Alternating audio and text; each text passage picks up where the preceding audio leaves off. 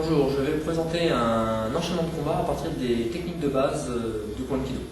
Donc des techniques simples telles que Tosamana ou Funzubako avec des variantes et voir ensuite dans quel contexte on peut les utiliser dans un enchaînement.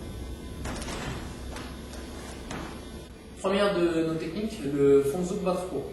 Le Funzubako, l'aile du phénix abat le tigre.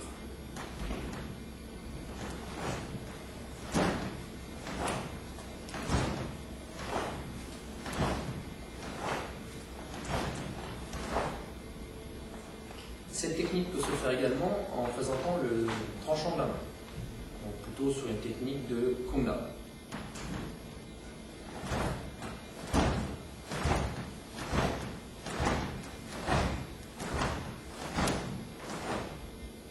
Il y a également le Tosamana.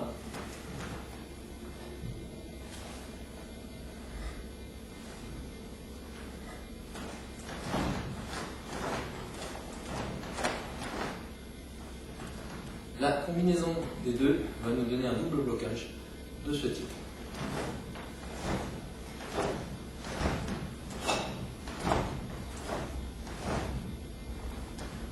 En enchaînement de combat, ça va nous donner quelque chose de ce type. Blocage main, blocage double. Première, deuxième et enfin troisième mouvement. Ici.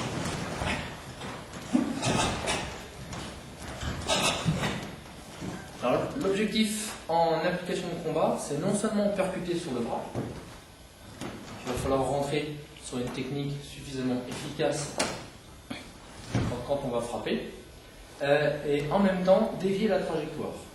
Ce n'est pas une fermeture devant soi, puisque cette fermeture créera un mouvement d'ouverture auparavant, qui laissera des possibilités pour que l'adversaire rentre. Les coudes restent près du corps, on avance le bras. L'idée, c'est de fermer l'angle de l'adversaire. Par ailleurs, on bloque avec la main arrière, puis la main avant. Logiquement, l'adversaire, quand il se sert de ses poings, s'il se sert de ses poings, en l'occurrence dans cet exemple, travaillera avec son bras avant en premier, son bras de distance, puis lancera son bras arrière. 1 et 2. Effectivement, on pourrait bloquer avec le bras avant. Il serait tout de suite en contact avec le premier point. Dans quel cas, on crée une ouverture pour laisser libre le bras arrière. Donc, on va préférer bloquer le premier avec le bras arrière, fermer son angle et en même temps créer une déviation. On absorbe un petit peu le mouvement, on laisse venir le suivant. Quand on va enchaîner, ça va donner ceci.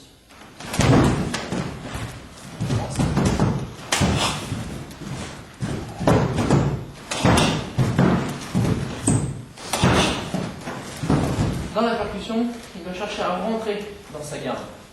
Pour ne pas se faire cueillir par sa main arrière, la main avant, c'est pas vraiment un souci. Il va chercher à rentrer légèrement vers l'intérieur de son bras droit. Légèrement vers l'intérieur de son bras gauche. Donc, avec distance de contact. Donc au départ, il essaie de bloquer, je travaille juste sur un coup.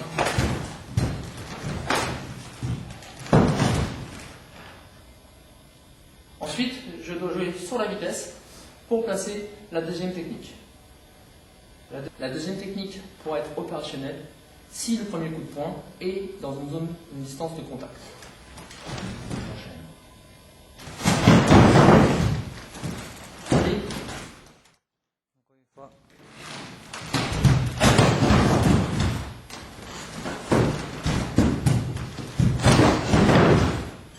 Nous allons voir le truc circulaire, porter avec le tibia, qui va arriver à peu près au niveau du bras, légèrement au-dessus du coude, c'est une bonne zone, ou un tout petit peu en dessous de l'épaule. Vous voyez, quand il a le bras comme ceci, on peut le frapper un peu au-dessus du coude, donc là c'est très bien, ou juste en dessous de l'épaule pour essayer de neutraliser son bras.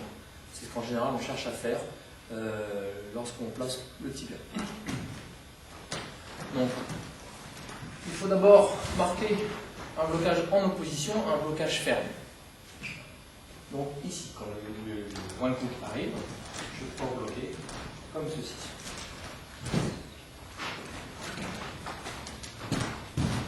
peut s'entraîner quand le partenaire a des protèges tibia, s'entraîner à bloquer sur le tibia.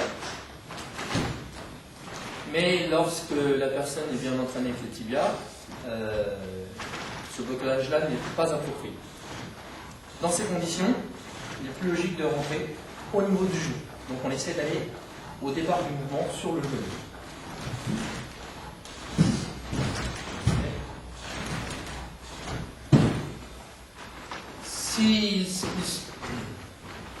L'idéal étant, lorsqu'on le bloque, qu'il vienne en hyper-extension au niveau du genou.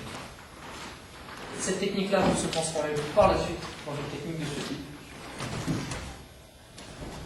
Directement, en rang, avec le coude. Ça, bien sûr, c'est le mouvement dérivé du Shonzuk Baku. Le deuxième geste va servir de rail pour guider la jambe de l'adversaire là où je souhaite qu'elle aille. C'est-à-dire prendre le coup de pied rail, je vais descendre ici, chercher à venir sous son tibia, juste en dessous. On retrouve un mouvement du Tassamana. Donc on guide le tibia en tibia. Là, de la même façon, on ne présente pas son bras ou son avant-bras sur le tibia. Dans quel cas, le bras ne tiendra pas le choc.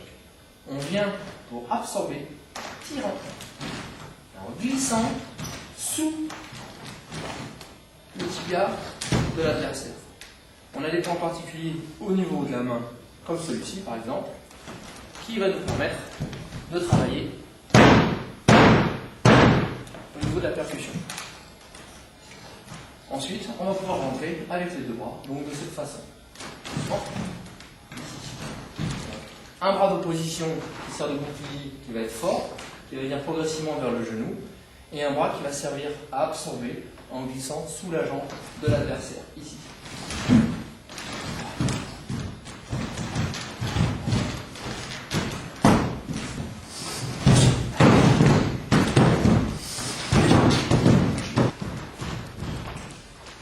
Notre enchaînement de blocage, de défense, va servir à faire face à un enchaînement classique en technique de combat, quel que soit combat de compétition ou d'autres formes de combat, qui est point avant, point arrière, coup de pied.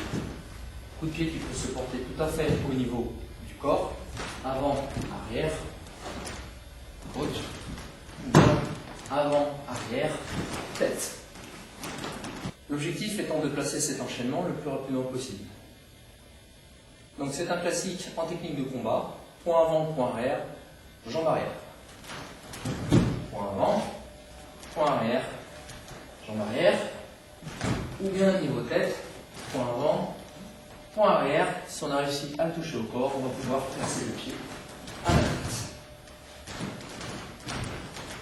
Lorsqu'on rentre au niveau du corps, point avant, point arrière, l'objectif secondaire du pied, c'est de claquer dans le dos. Le tibia vient au niveau des côtes, le pied vient claquer dans le dos. Même s'il ferme sa garde, on arrivera de toute façon, avec un coup de pied bien relâché, le tibia arrivant juste à la base du coude et le pied vient claquer dans le dos. Pour bloquer ces types de coups de pied, il est préférable d'aller sur le genou, le bras arrière absorbant la frappe, et ça va éviter que le pied vienne claquer dans le dos.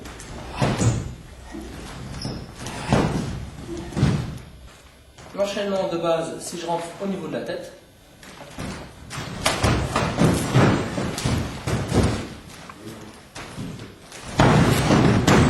nous allons prendre cet enchaînement très progressivement en l'accélérant au fur et à mesure pour développer la coordination. Avant, arrière.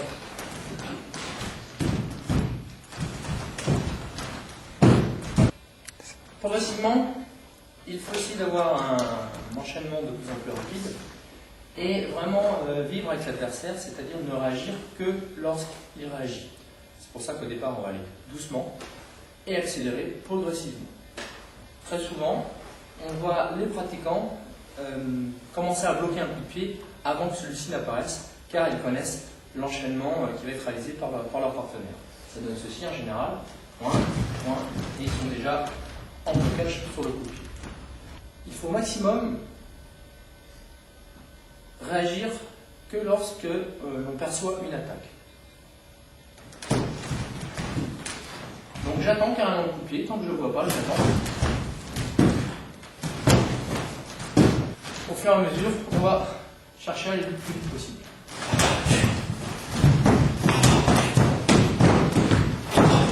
Après ce type de blocage sur la jambe, on peut faire un certain nombre de combinaisons. Une des premières combinaisons va être saisie juste le coup de pied.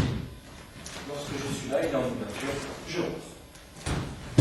Deuxième possibilité, blocage, tape, définitive, je rentre.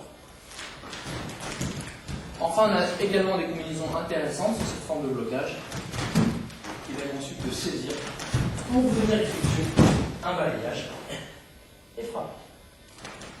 En application, ça va donner ceci. Donc, point, point, pied.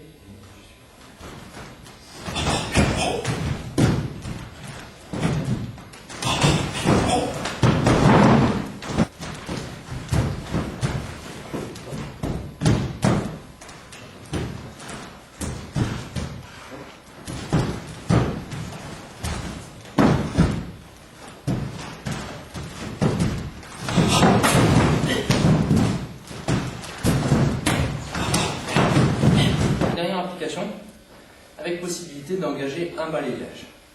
Donc ici, 3, saisie, et on rentre. Tout de suite, on suit, en se méfiant, en verrouillant bien ses jambes, que ces jambes ne puissent pas revenir à la tête.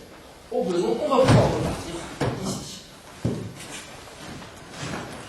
Par ces techniques, on met en évidence certains de nos principes appliqués à un point de kilo. Dont celui-ci, dur et carré avant d'être souple et rond. Donc dur et carré. Les mouvements sont assez rectilignes pour aller progressivement vers quelque chose qui va être plus souple et plus rond.